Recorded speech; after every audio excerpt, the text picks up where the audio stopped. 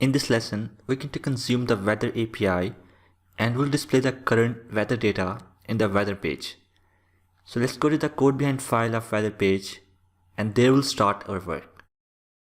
We want to get the data when we'll land on this weather page. So that's why we'll use the onAppearing method. Okay, let's override the onAppearing method, and inside this, we'll call our API to get the weather data. We'll use API service class and resolve the namespace. Then we'll call the getWeather method, which will take the latitude and longitude. Right now, let's pass some static values here. And later, when we'll work with the device location, then we'll pass the coordinates according to our device location. Now this is an async method, so we'll use the await here, and obviously we need to add async along with the onAppearing method.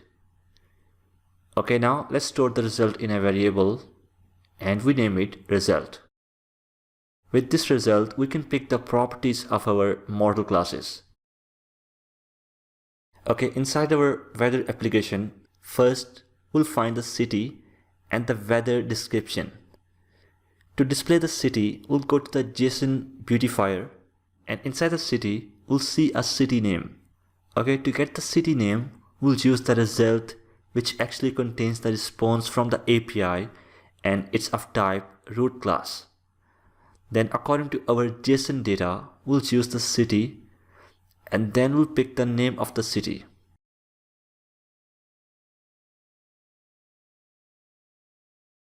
Alright.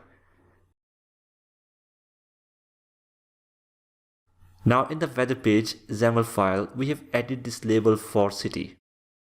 We'll just remove the hard-coded text value and then we'll assign the value to this LBL city. So in the code behind file, let's assign this value to lblcity.text property. Similarly, we're going to find the weather description.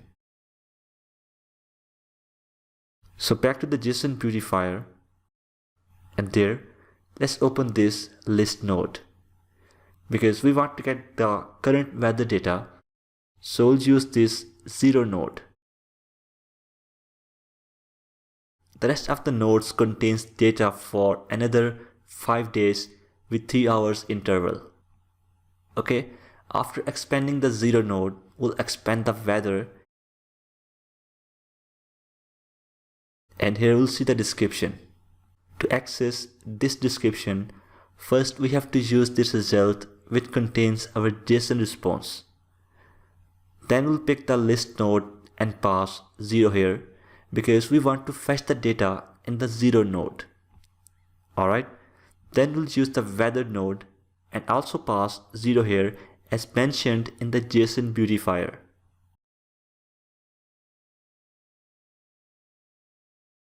And now we can pick the description property. Okay, you see how easy it is to fetch the complex kind of data. Now we'll assign this data to our LBL weather description.text property.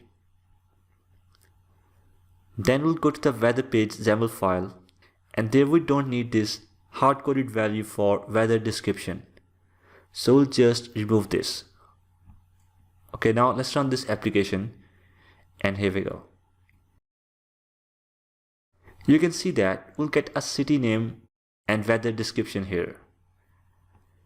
Now in the next lesson, we'll work with the images and we'll also see how to get the temperature. Alright, I'll see you in the next lesson.